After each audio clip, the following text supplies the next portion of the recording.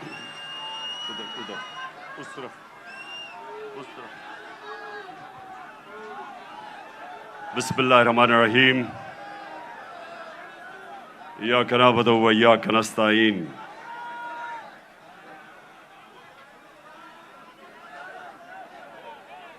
میں آج آپ سب سے جو اندر بھی بیٹھے ہیں اور جو باہر سارے لوگ کھڑے ہیں، بیٹھ جاؤ تاکہ وہ دیکھ سکیں. بیٹھ جاؤ نا، وہ دیکھ سکیں. کرن صاحب بیٹھ جاؤ، وہ دیکھ سکیں.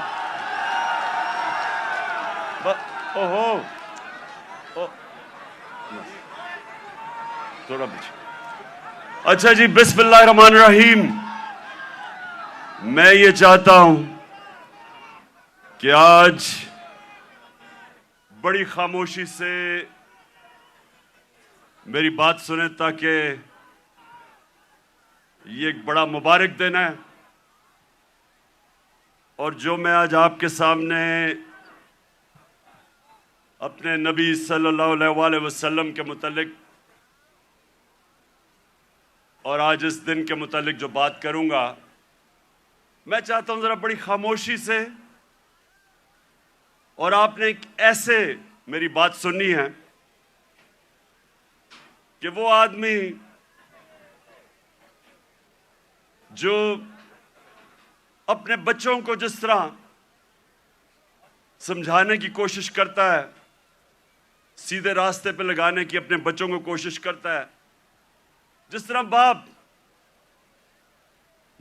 باپ یا ماں باپ،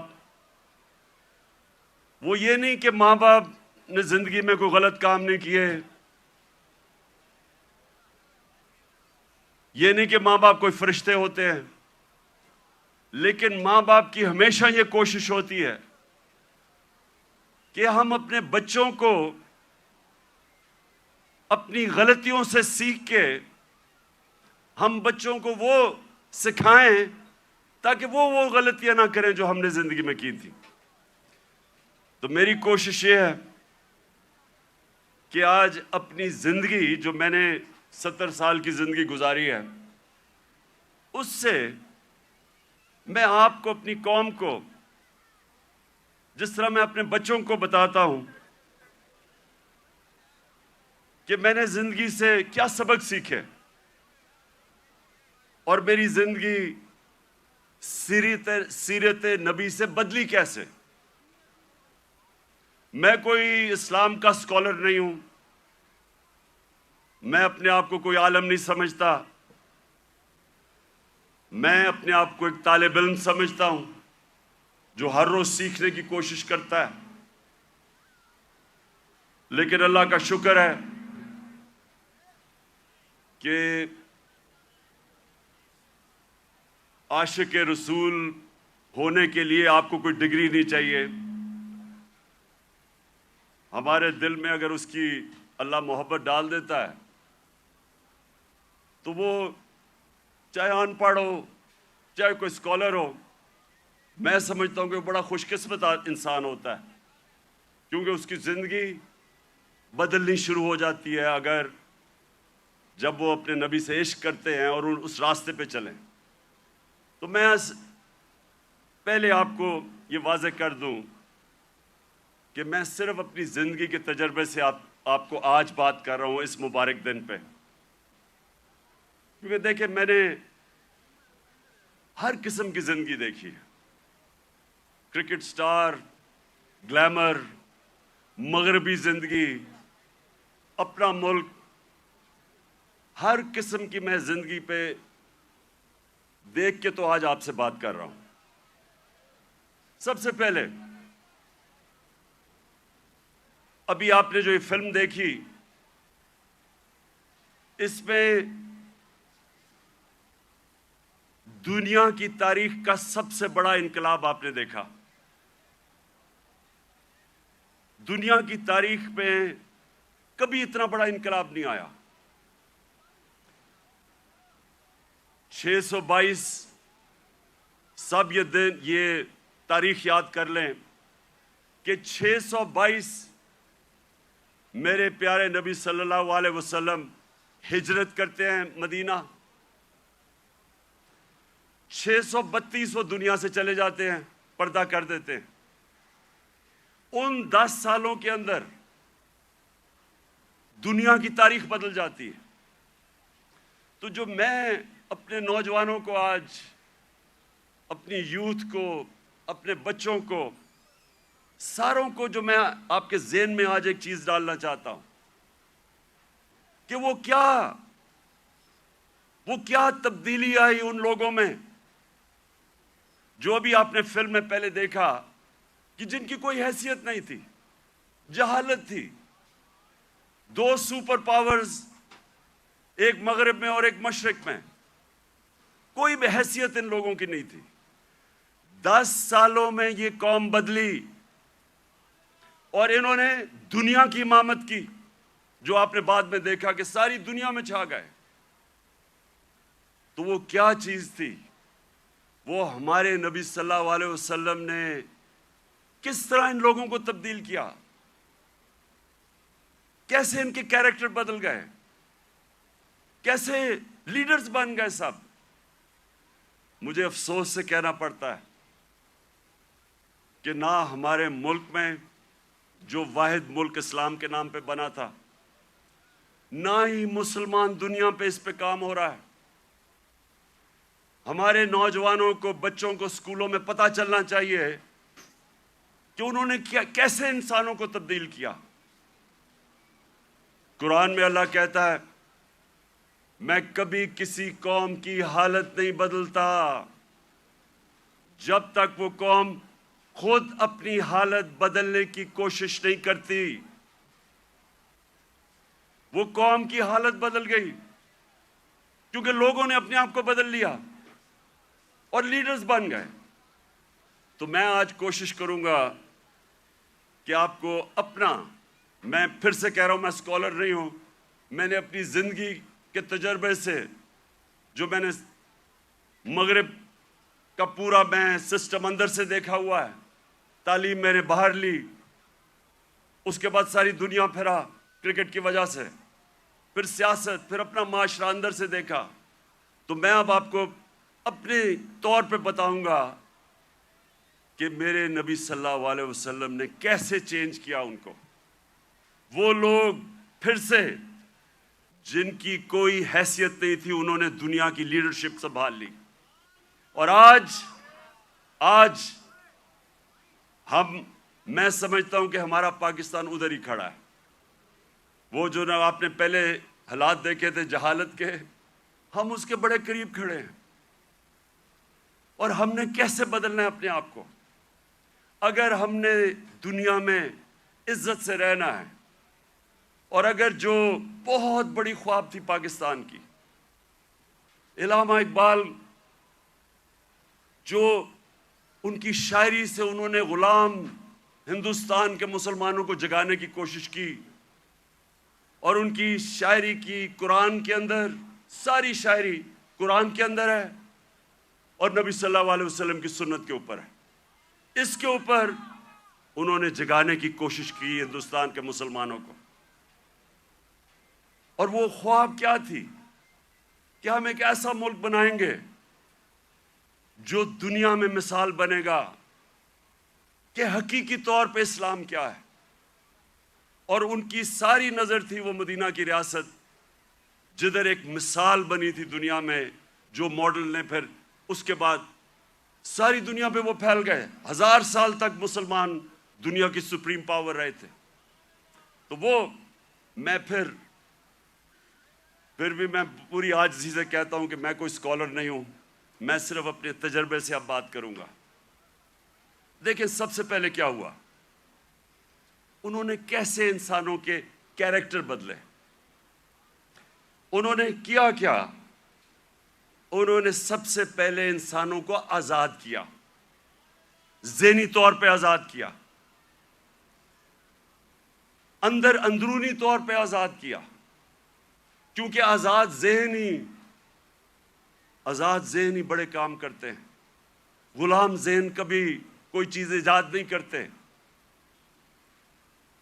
انوویشنز، انوینشنز، نئی ایجاد جو چیزیں ہوتی ہیں وہ آزاد مائنڈ کرتے ہیں، غلام نہیں کر سکتا. ایک غلام اچھا غلام ہی بنتا ہے، کاپی کرتا ہے. آزاد ذہن بڑے کام کرتا ہے، اور اس کی وجہ کئی 100 سال تک سارے دنیا کے ٹاپ سائنٹسٹ مسلمان تھے، اور وہ اس کی بنیاد رکھی گئی مدینہ میں. تو سب سے پہلے انہوں نے کیا کیا؟ میری زندگی میں جو سب سے بڑی رکاوٹ ایک انسان کی پرواز میں ہے وہ ہے خوف. اور میں بار بار یہ اپنی قوم کو بتاتا رہتا ہوں کہ جو خوف کا بت ہے اس کا توڑنا بڑا ضروری ہے. تو میرے نبی صلی اللہ علیہ وسلم تو جو قرآن تھی وہ چلتے پھرتے قرآن تھے. تو قرآن کے اندر جو واضح طور پہ لکھا ہوا ہے کہ جو لوگ ایمان لے آئے اللہ ان کے خوف دور کر دیتا ہے. خوف کا سب سے بڑا خوف موت کا. اللہ نے کہا زندگی موت میرے ہاتھ میں ہے. لوگ ابھی بھی ڈرتے ہیں موت سے، جب پتہ ہے کہ اللہ نے فیصلہ کیا ہوا کہ جب میں چاہوں گا تو اس سے پہلے نہیں جاؤ گے. عزت ذلت اللہ کے ہاتھ میں. لوگ ڈرتے ہیں کہ ہم ذلیل ہو جائیں گے. میں جب سے سیاست شروع کی لوگ مجھے کہتے تھے جی سیاست بہت بری چیز ہے، آپ کو ذلیل کر دیں گے وہ. اور پھر رسک، لوگ اپنی نوکریاں نہیں چھوڑتے، غلط کام کرتے ہیں، غلط آرڈر لیتے ہیں صرف اس لیے کہ جی میری نوکری نہ چلی جائے، میرا رزق نہ چلا جائے. اللہ نے کہا وہ میرے ہاتھ میں ہے. یہ بڑا امپورٹنٹ ہے آپ کے لیے سمجھنا کہ وہ کیسے چینج آئے مدینہ کے لوگوں. وہ آزاد ہو گئے، ان کی پرواز اوپر جانی شروع ہو گئی. میں اپنی زندگی سے آپ کو بتاؤں، جیسے جیسے اللہ نے، اور جو اس کا سب سے بڑا تحفہ ہے ایمان کا، جیسے جیسے میں نے نبی صلی اللہ علیہ وسلم کی زندگی کو پڑھنا شروع کیا، سیرت نبی کو سمجھنا شروع کیا، تو یہ آہستہ آہستہ میرے بت ٹوٹتے گئے. یہ نہیں کہ میرے میں بھی خوف نہیں تھا، میرے میں بھی خوف تھا. مجھے بھی یہ ہوتا تھا کہ جی لوگ مذاق اڑائیں گے، لوگ ہنسیں گے آپ کے اوپر. مجھے بھی میں تو بلکہ زیادہ، مجھے بچپن میں بہت ہی شرم آتا تھا، تقریر ہی نہیں ہوتی تھی لوگوں کے سامنے. تو مجھے ہمیشہ خوف ہوتا تھا کہ اچھا جی لوگ مذاق اڑائیں گے. جیسے جیسے ایمان آتا گیا، میں نے نبی کی سیرت سمجھتا گیا، آہستہ آہستہ یہ بت ٹوٹتے گئے. پہلا بت جو میرا ٹوٹا وہ یہ کہ یہ جی آپ ذلیل ہو جائیں گے، آپ کو اگر پالیٹکس میں آئیں گے آپ ذلیل ہو جائیں گے. یہ جو بت ہے یہ میں آپ سب کو آج بتا رہا ہوں. یہ اس لیے کہ ہماری ایمان کمزور ہوتا ہے. آج جتنا مجھے، جب سے میں سیاست میں آیا ہوں، جتنا مجھے برا بھلا کہا گیا، اگر مجھے ذلت کا ڈر ہوتا تو میں بڑی پہلے چھوڑ کے چلا گیا ہوتا. جس طرح کہ میرے اوپر ذاتی اٹیکس، ہر قسم کے میرے اوپر، جس طرح کی انہوں نے گندگی میرے اوپر پھینکی ہے 20 سالوں میں، 26 سالوں میں، کسی اور سیاستدان پہ نہیں پھینکی. فیملی کو نہیں چھوڑا، گھر کی خواتین، کسی کو نہیں چھوڑا انہوں نے. لیکن کیا یہ اب آپ کے سامنے ہے، میں اپنی ساری قوم کے سامنے کہہ رہا ہوں، کیا مجھے انہوں نے ذلیل کرنے میں کامیاب ہو گئے؟ میں آپ کو آج سب کو کہہ رہا ہوں، پچھلے 6 مہینے میں جتنی مجھے اللہ نے عزت دیا، مجھے ساری زندگی میں کبھی اتنی عزت نہیں ملی.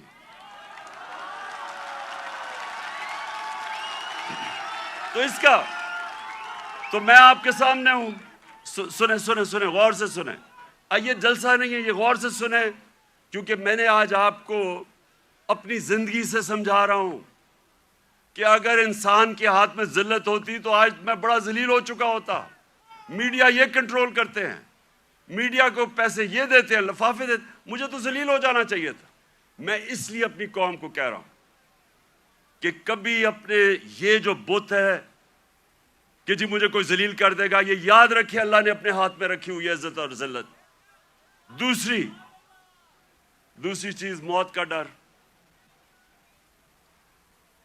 سب کی طرح مجھے بھی موت کا ڈر تھا. میں جب پالیٹکس میں آیا اس سے پہلے میں نے اس خوف کے اوپر قابو پایا، کیونکہ میرا ایمان جیسے جیسے مضبوط ہوتا گیا میرا یہ خوف جاتا گیا، اور میں جب اس نتیجے پہ آیا کہ جب اللہ کا فیصلہ ہوگا اس سے پہلے مجھے کوئی نہیں لے جا سکتا، تب میں سیاست میں آیا۔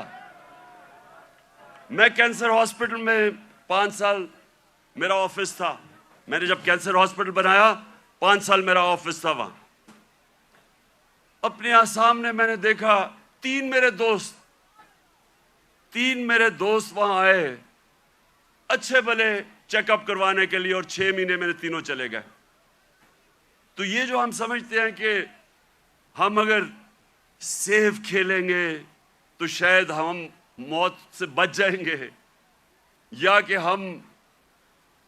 ہم اگر اپنے ایمان کے مطابق چلیں گے تو شاید جلدی موت آ جائے، یہ غلط فہمی میں نکال دیں اپنے ذہن سے۔ یہ سب سے بڑا خوف ہے، اور یہ انسان کو روکتا ہے بڑے کاموں سے۔ اور تیسری چیز یہ رسک، کہ جی میری نوکری چلی جائے گی، پیسہ کدھر سے آئے گا؟ محنت انسان کرتا ہے، فیصلہ اللہ کرتا ہے۔ تو یہ جو 3 چیزیں ہیں یہ انسان کو آزاد کر دیتی۔ اور پھر جو بڑا بت ہے، میں کا بت، جو انسان اپنے سے باہر نہیں نکلتا، جو سب سے بڑی جہاد ہے، جہاد اکبر، اپنی نفس کے خلاف، اپنی میں کو کنٹرول کرنے کے لیے، یہ بہت بڑا بت ہے۔ اپنی ذات کے لیے، اپنے آپ کے لیے انسان سمجھتا نہیں ہے کہ اس کو اللہ نے کتنا بڑا مقام رکھا ہے۔ اس کی ویژن، جو انسان اپنے لیے زندگی گزارتا ہے وہ چھوٹا سا انسان بن جاتا ہے۔ جتنا مرضی اللہ اس کو نواز دے، جتنے مرضی پیسے دے دے، علم دے دے، جو اپنی ذات کے لیے زندگی گزارتا ہے وہ آج تک دنیا کی تاریخ میں بڑا انسان نہیں بن سکا۔ لوگ کس کو یاد رکھتے ہیں؟ ہم بڑے ہو رہے تھے لاہور میں تو سارے گنگا رام کو یاد رکھتے تھے۔ گنگا رام کو کیوں؟ اس نے ہسپتال بنایا تھا انسانوں کے لیے۔ سارے جو اللہ کے برے صغیر میں بڑے بڑے جو صوفی آئے، ولی اللہ آئے، آج بھی ان کے مزاروں پہ دیکھیں لاکھوں لوگ جاتے ہیں۔ کیوں جاتے ہیں؟ کیونکہ وہ انسانوں کے لیے آئے تھے، وہ سب عاشق رسول تھے، وہ سارے ان کی زندگی انسانوں کے لیے تھی، اور انسان ان سے پیار کرتے ہیں، عزت دیتے ہیں۔ سو یہ جو بت ہے، جب انسان اپنے سے باہر نہیں نکل سکتا، تو میرے نبی صلی اللہ علیہ وسلم نے مدینہ میں اس طرح لوگوں کو آزاد کیا۔ پھر انہوں نے معاشرے کو چینج کیا۔ انہوں نے، اب کیونکہ میں نے برطانیہ کا نظام دیکھا ہے، ادھر میں نے اندر سے کئی سال رہا اور وہاں سسٹم سٹڈی کیا، یونیورسٹی وہاں گیا۔ اب دیکھیں انہوں نے مدینہ میں سب سے پہلے چیز کیا کی؟ انہوں نے سب سے پہلے عدل اور انصاف قائم کیا۔ یہ آپ کے لیے بڑا امپورٹنٹ ہے سمجھنا۔ عدل اور انصاف کا مطلب ہوتا ہے rule of law. Rule of law کا مطلب ہوتا ہے سب لوگوں کے لیے ایک قانون، قانون کے سامنے سب ایک برابر، کوئی قانون سے اوپر نہیں ہے۔ یہ بڑا ضروری ہے آپ کو سمجھنا، کیونکہ بدقسمتی سے پاکستان میں ہم نے رول آف لا دیکھا ہی نہیں ہے۔ میں جب شروع میں گیا برطانیہ تو پہلی دفعہ میں نے رول آف لا دیکھا، کوئی قانون کے اوپر نہیں۔ وہ جا رہا، ان کا جو پرائم منسٹر ہے اس کی جرت نہیں ہے قانون توڑنے کی۔ ہم نے جب شروع میں دیکھا، جو ان کا برطانیہ کا جو شہزادہ تھا پرنس چارلز، اس کو ٹریفک وارڈن نے روک کے فائن کر دیا، وہ سپیڈ کر رہا تھا۔ وہاں کوئی قانون سے اوپر نہیں تھا۔ ابھی آپ نے دیکھا کہ برطانیہ کا پرائم منسٹر، جو کہ باہری اکثریت سے جیتا تھا، اس کو صرف نکال دیا گیا اس وجہ سے کہ انہوں نے کہا کہ اس نے جو لوگوں کے لیے قانون بنایا تھا سوشل ڈسٹنسنگ کا کرونا کے دوران، اس نے اس کے پر عمل نہیں کیا، اس پہ نکال دیا۔ قانون کی بالادستی. اور یہ میرے نبی صلی اللہ علیہ وسلم نے مدینہ میں کہا کہ میری بیٹی بھی اگر جرم کرے گی تو اس کو سزا ملے گی. کوئی قانون سے اوپر نہیں ہے. انہوں نے جو عدل اور انصاف کا نظام قائم کیا، یہ یاد رکھیں کہ پہلے عدل اور انصاف آیا پھر خوشحالی آئی. یہ نہیں کہ پہلے خوشحالی آئی اور پھر انصاف ہوا. انصاف کی وجہ سے خوشحالی آتی ہے معاشرے میں. جو آج دنیا کے اندر ایک انڈیکس ہے، اسے کہتے ہیں رول آف لا انڈیکس، کہ کن معاشروں میں دنیا میں قانون کی بالادستی ہے اور کن معاشروں کے اندر جنگل کا قانون ہے، یعنی جس کی لاٹھی اس کی بھینس. آپ کو حیرت ہوگی سن کے کہ جس ملک میں سب سے زیادہ قانون کی حکمرانی ہے، یعنی انصاف ہے، جو مدینہ کی ریاست میں قائم کیا گیا، وہ ہے سوئٹزرلینڈ. سوئٹزرلینڈ میں 99.9% رول آف لا انڈیکس ہے، یعنی مکمل انصاف ہے. وہاں کوئی انسان قانون کے اوپر نہیں ہے. سب سے خوشحال جگہ ہے سوئٹزرلینڈ. وسائل ہے ہی نہیں. اور سب سے کم رول آف لا انڈیکس پہ کون ہے؟ نائجیریا، 7%. وہ ہے تقریباً 100%، وہ ہے 7%.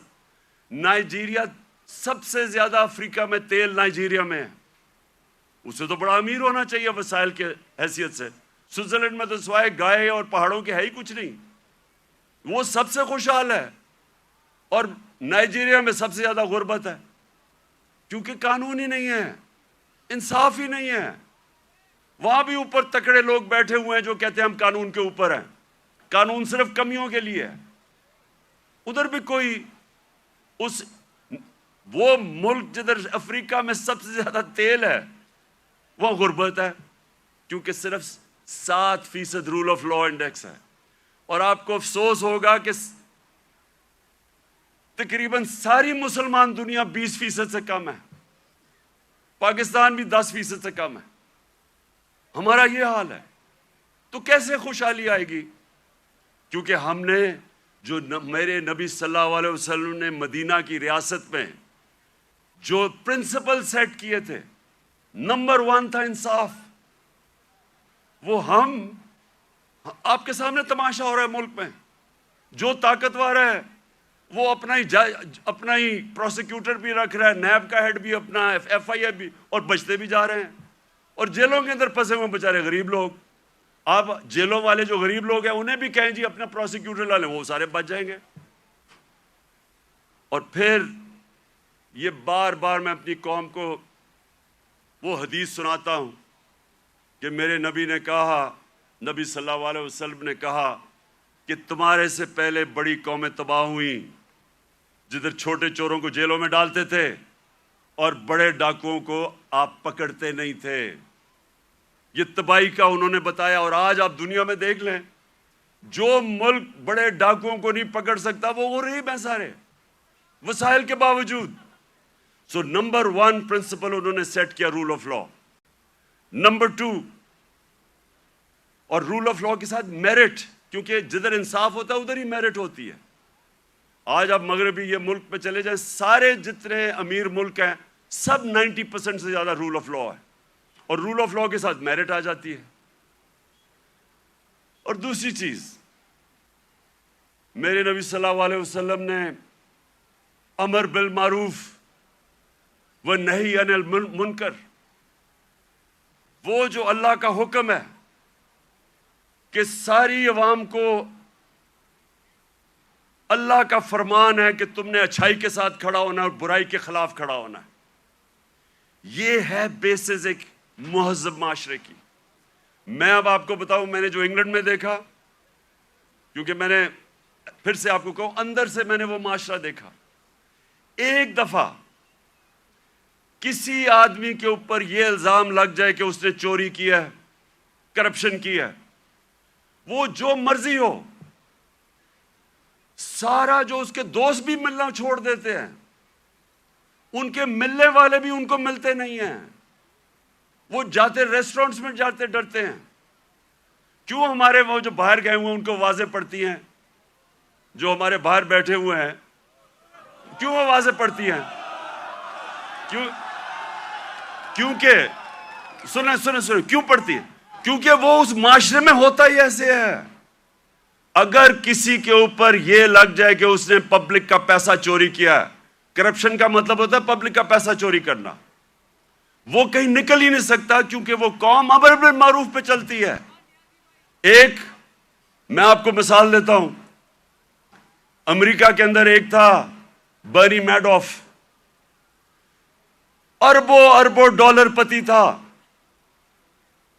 ساری سوسائٹی میں سارے بڑے بڑے فلم سٹارز سوسائٹی کے سارے اس کے سے ملتے تھے، تصویریں کھچاتے تھے. امیر ترین امریکہ کا آدمی تھا. اس کے اوپر فلم بھی بنی ہوئی ہے نیٹ فلکس پہ. وہ برنی میڈوف کئی سالوں کے بعد پتا چلا جناب اس نے فراڈ سے پیسہ بنایا تھا. پتا چلا کہ اس نے فراڈ سے پیسہ بنایا تھا. لوگوں کو تو چھوڑے نا کہ لوگ اس سے سارے دنیا بھاگ گئی اور وہ جیل میں چلا گیا. اس کی بیوی نے اس کو طلاق دے دی. اس کے ایک بیٹے نے خودکشی کر لی کہ میں دنیا کے سامنے نہیں جا سکتا. اس کا دوسرا بیٹا گھر کے اندر بند ہو گیا، 2 سال میں بیمار ہو کے مر گیا. کیونکہ ہم پبلک کے سامنے کیسے جائیں گے؟ سنگاپور کے اندر ہمارے ساتھ تقریباً ہماری تھوڑی دیر کے بعد آزاد ہوا تھا. سنگاپور کے پاس ایک ایسا پرائم منسٹر آ گیا، لی کوان یو. اس نے آتے ساتھ ہی قانون کی بالادستی قائم کی. سنگاپور اور پاکستان کا ایک ہی جتنا تھا. ہمارا جو اوسط آمدنی پر کیپٹا انکم ہماری اور سنگاپور کی ملتی تھی، ایک ہی جتنی تھی. آج 60 کی دہائی میں ایماندار پرائم منسٹر آیا، قانون کی بالادستی قائم کی. جیسے ہی آپ قانون کی بالادستی قائم کرتے ہیں کرپشن ختم ہو جاتی ہے. وہ سنگاپور کا ایک منسٹر، اس کا اپنا دوست تھا، وہ پکڑا گیا کرپشن میں. اس دوست کو، وہ پرائم منسٹر کا دوست تھا، جیسے ہی وہ پکڑا گیا اسے پتا تھا کہ میں اب بچ نہیں سکتا، حالانکہ میں پرائم منسٹر کا دوست ہوں. اس نے خودکشی کر لی کہ اب میں معاشرے میں کیسے جاؤں گا، کیونکہ معاشرے میں امر بالمعروف ہے. عوام کھڑی ہو جاتی ہے اچھائی کے ساتھ. وہی سنگاپور.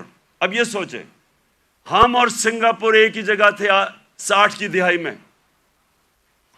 آج وہ ہمارا کتنا پر کیپٹا انکم ہے، اوسط آمدنی آج پاکستان میرے خیال میں $2,500 ہو گیا، 3,000 مجھے ابھی پورا ایگزیکٹ نہیں پتا. سنگاپور میں $60,000 پر کیپٹا انکم ہے، اوسط آمدنی. تو پہلے انصاف اور اس کے بعد خوشحالی اور معاشرے کی ذمہ داری ڈال دی میرے نبی صلی اللہ علیہ وسلم نے امر بالمعروف پہ.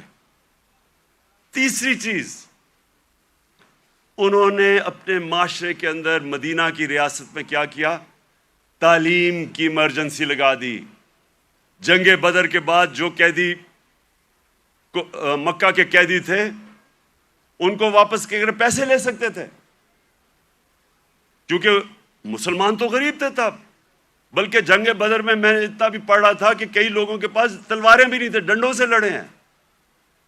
تو وہ تو قیدیوں کو واپس کر کے پیسے لے سکتے تھے، ہتھیار خرید سکتے تھے. دنیا کے عظیم لیڈر نے کہا نہیں، جو 10 مسلمانوں کو پڑھا لکھا دے گا اس کو ہم آزاد کر دیں گے. تعلیم کے اوپر زور دیا. چائنا بھی جانا پڑے تعلیم حاصل کرنے کے لیے تو جاؤ. جب سے تم پیدا ہوتے ہو اور جب تک قبر میں نہیں جاتے علم حاصل کرو. اس لیے صدیوں تک ٹاپ سائنسدان مسلمان تھے. تعلیم کے بغیر معاشرہ اوپر نہیں جاتا. اور ہمارا اب پھر سے حال دیکھ لیں، کتنا زور لگایا تعلیم. کتنا شرم کی بات ہے کہ 75 سال انڈیپینڈنس، پہلی دفعہ ہم نے کوشش کی تھی کہ کم از کم تعلیم کا نظام میں انصاف کریں. نہیں تو امیر کے لیے تھوڑے سے 8 لاکھ امیروں کے لیے انگلش میڈیم، باقیوں کے لیے اردو میڈیم. وہ بیچارے پڑھ کے بھی اوپر نہیں آ سکتے تھے. ایک تعلیمی نظام جو غریب کو غریب کرتا تھا، جو ملک میں ناانصافی پھیلاتا تھا، وہ ہم نے کوشش کی. پتہ نہیں اب اس حکومت نے وہ ختم کر دیا ہوگا کہ ایک ہی نصاب 5 کلاس تک اور اوپر تک لے کے جا رہے تھے.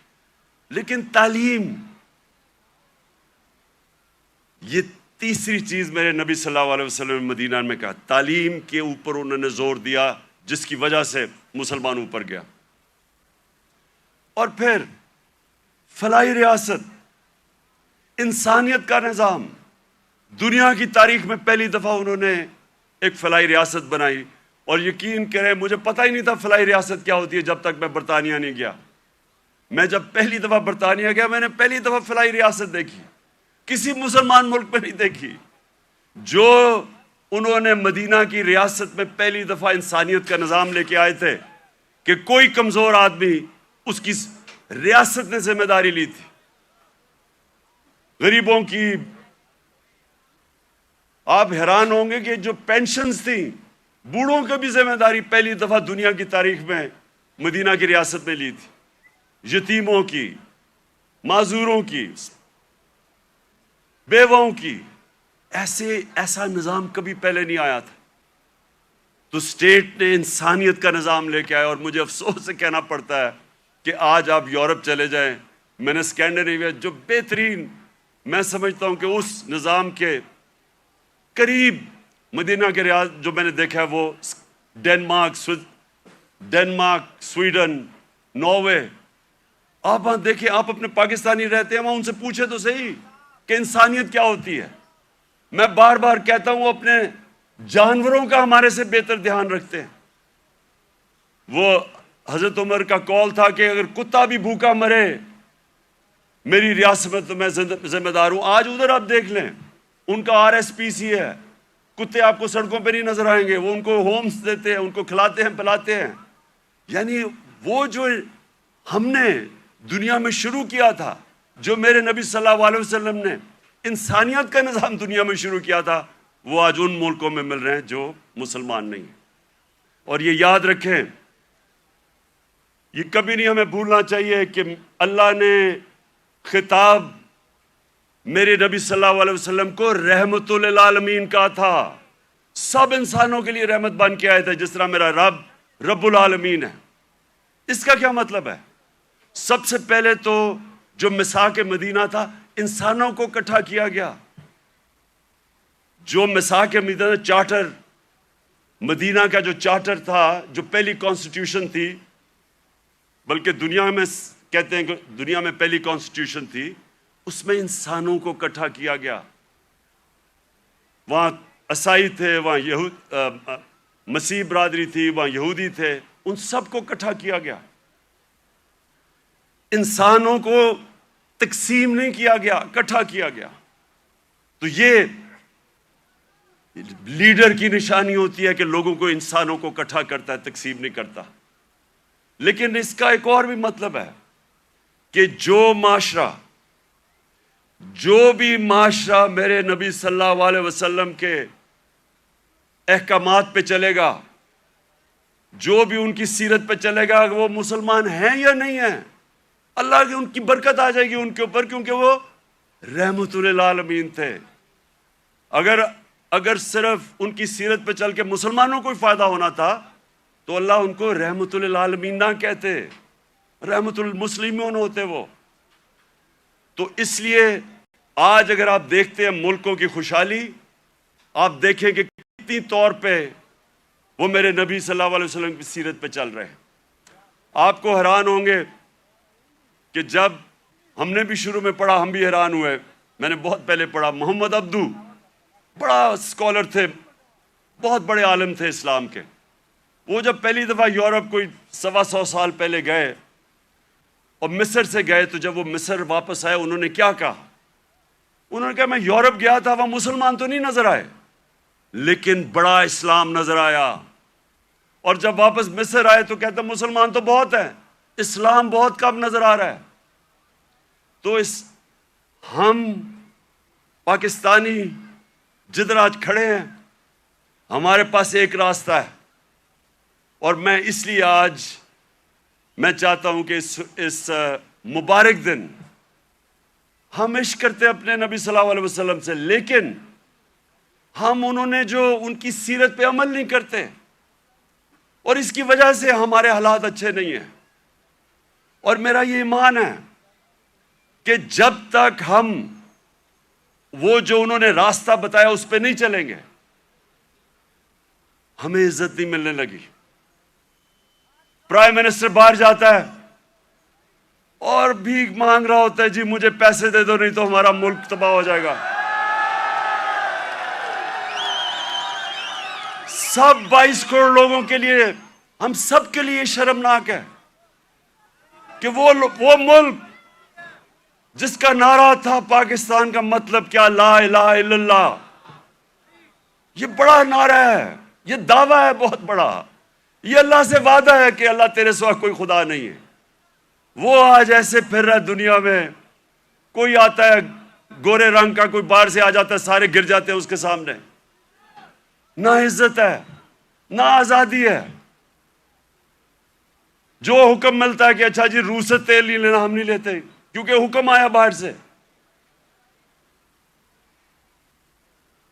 تو میرے پاکستانیوں، ہمیں آج اس مبارک دن پہ اپنے ریفلیکٹ کرنا ہے، غور اور فکر کرنا ہے کہ ہم نے کیسے اس قوم کو اس قوم ادھر پہنچانا ہے جس کے لیے یہ ملک بنا تھا۔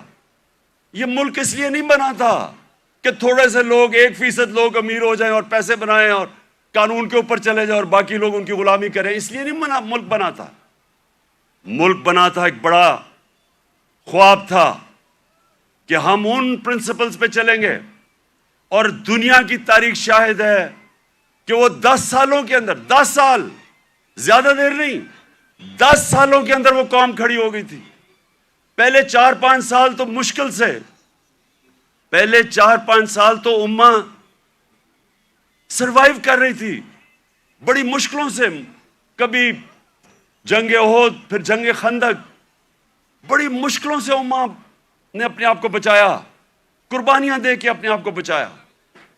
اس کے بعد وہ پھر ان کا عروج شروع ہوا۔ قومیں قربانیاں دے کے بنتی ہیں، قومیں بھیک مانگ کے اور قرضے دے کے اور دوسروں کے سامنے ذلیل ہو کے نہیں قومیں بنتی۔ قومیں بنتی ہیں جب، جس طرح دنیا کے عظیم لیڈر نے اپنی مثال دی کہ جب جنگ خندق کے اندر مشکل وقت تھا، کھانا پینا نہیں تھا کیونکہ وہ چاروں طرف مکہ کے وہ کفار نے گھیرا ہوا تھا ان کو، تو لوگوں کو کہا پیٹ ایک پتھر باندھو پیٹ پہ، اپنے پیٹ پہ 2 پتھر باندھے ہوئے تھے۔ لیڈر نے قربانی دے کے اپنی قوم کو کھڑا کیا تھا۔ اور یہ وہ قوم اللہ نے جس کو ہر قسم کی نعمتیں بخشی ہیں، ہمیں 12 موسم، ہر قسم کی، یہاں آپ کو اندازہ ہی نہیں ہے۔ میں تو 3.5 سال میں اقتدار میں پتہ چلا کہ اللہ نے کیا دیا ہے۔ لیکن ہمیں کیریکٹر چاہیے، ایک کیریکٹر چاہیے ایک بڑی قوم بننے کے لیے، جو ہمارے نبی صلی اللہ علیہ وسلم نے ان کو آزاد کیا تھا، ان کا کیریکٹر اٹھایا تھا۔ ایسا کیریکٹر تھا کہ انڈونیشیا اور ملیشیا کے اندر کوئی مسلمان فوج نہیں گئی، صرف مسلمان تاجروں کی وجہ سے، ان کے کیریکٹر کو دیکھ کے لوگ مسلمان ہو گئے۔ حضرت معین الدین چشتی جب راجپوتانہ میں آئے تو وہاں تو کوئی مسلمان ہی نہیں تھا، راجپوتانہ میں تو کوئی مسلمان نہیں تھا۔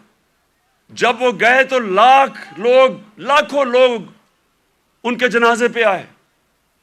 کیریکٹر سے انہوں نے بدلا۔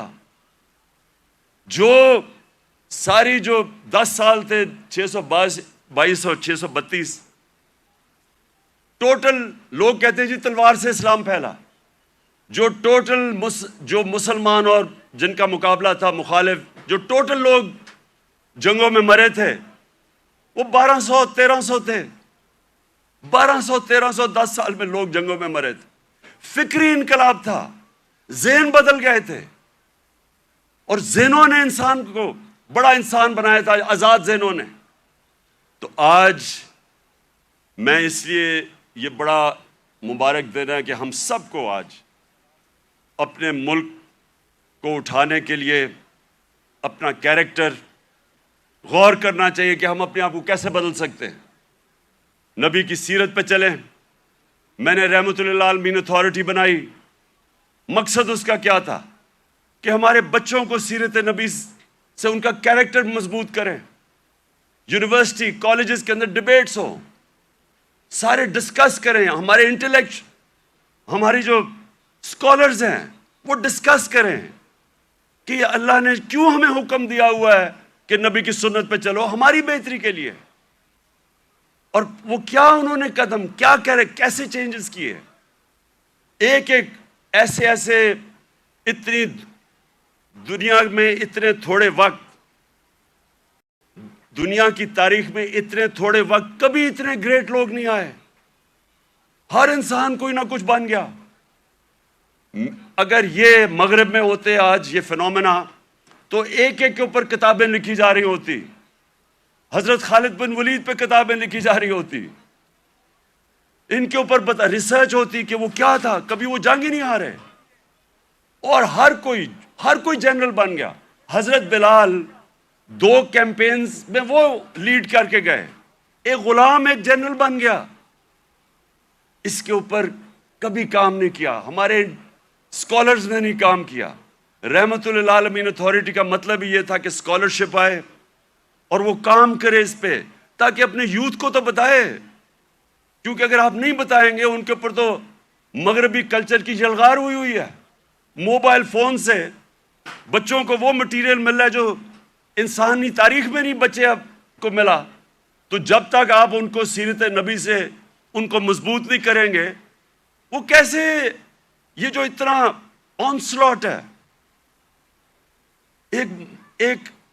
ایک وہ کلچر کا جو بالکل مختلف ہے ہمارے دین سے، ہماری تاریخ سے، ہمارے کلچر سے، وہ کیسے مقابلہ کریں گے ان کو جب تک ان کو آپ مضبوط نہیں کریں گے۔ وہاں تو جو کلچر آ رہا ہے ٹیلی فون سے، میں ابھی آپ کو بتا دیتا ہوں، وہ یہ کہہ رہا ہے کیونکہ ٹیکنالوجیکلی وہ اتنے آگے نکل گئے ہیں، اس کا مطلب ہر چیز میں وہ آگے ہیں، اس کا مطلب ہمارا دین بھی آؤٹ ڈیٹ ہو چکا ہے، ہمارا کلچر بھی آؤٹ ڈیٹ ہو چکا ہے۔ تو بےچارے ان کو کاپی کرنا شروع کر دیتے ہیں بچے، اور غلطی ہماری ہے کیونکہ ہم ان کو بتا ہی نہیں سکے کہ دوسرا ہمارا ہے کیا، جو علامہ اقبال کوشش کرتے رہے۔ تو یہ رحمت اللہ عالمین اتھارٹی کا مقصد ہی یہ تھا کہ ہم ابھی سے اپنے بچے، کالج اسٹوڈنٹس، یوتھ، ان کو تیار کریں کہ 21ویں صدی میں آپ نے کیسے آپ نے فیس کرنا دنیا کو۔ مائیں خاص طور پہ ماؤں کے اوپر جو اب پریشر ہے، مجھے تو پتہ ہے کیا پریشر پڑا ہوا ہے، یہ موبائل فون کی وجہ سے جو بچوں کے لیے اب آ گیا۔ تو اس لیے میں آج اس دن پہ اپنی ساری یوتھ کو کہتا ہوں کہ اگر ابھی تک ہمارے ایجوکیشن سسٹم آپ کو تعلیم نہیں دے سکا جو آپ کو ملنی چاہیے، اور انشاءاللہ ہم جب بھی واپس آئیں گے اور اللہ نے جب کیا تو رحمت اللہ عالمین اتھارٹی کو ریوائیو کریں گے، اسکالرشپ ریوائیو کریں گے، بچوں کو تیار کریں گے۔ اور میں یہ چاہتا ہوں، دیکھیں آخری بات میری جو آخری بات ہے وہ یہ سن لیں، یہ تو اللہ کا سب سے بڑا تحفہ ہے کہ وہ کسی کو ایمان دیتا ہے یا نہیں دیتا۔ کوئی کسی کو زبردستی دین میں نہیں لا سکتا، لیکن ہمارا فرض یہ ہے کہ کم از کم ہم اپنی یوتھ اور بچوں کو ان کی فاؤنڈیشن تو بنا دیں، ان کی بنیاد تو رکھ دیں، ان کو بتا تو دیں کہ آپ کا دین، اور خاص طور پہ شروع ہمیشہ سیرت نبی سے کریں، اس کے بعد قرآن کی تعلیم دیں۔ سیرت نبی ایک ایسی چیز ہے جو میں اپنے آپ سے کہہ رہا ہوں کہ میری تو پہلے مجھے نبی کی سیرت میں نے پڑھی اور سمجھی، ان کی تاریخ، ان کی زندگی، پھر مجھے قرآن کی سمجھ آئی۔ اس سے پہلے مجھے قرآن کی سمجھ ہی نہیں آتی تھی۔ تو جب تک مجھے سیرت نہیں پڑھی پھر مجھے سمجھ آنی شروع ہوئی۔ تو دونوں پڑھانی چاہیے، لیکن ابھی سے ہی ہمیں میں اپنے یوتھ کو اب کہتا ہوں کہ کتابیں پڑھیں، نبی صلی اللہ علیہ وسلم کی زندگی پڑھیں، سمجھیں کہ وہ دنیا میں کیا ہوا تھا. کبھی ایس دنیا کی تاریخ میں ایسا فنومنا نہیں آیا. اور اس کے بعد جو پھر اللہ آپ کو ہدایت کرتا ہے, نہیں وہ آپ کی قسمت ہے, لیکن کم از کم اس سے آپ تیار ہو جائیں گے دنیا 21ویں صدی کا مقابلہ کرنے کے لیے. بہت بہت شکریہ.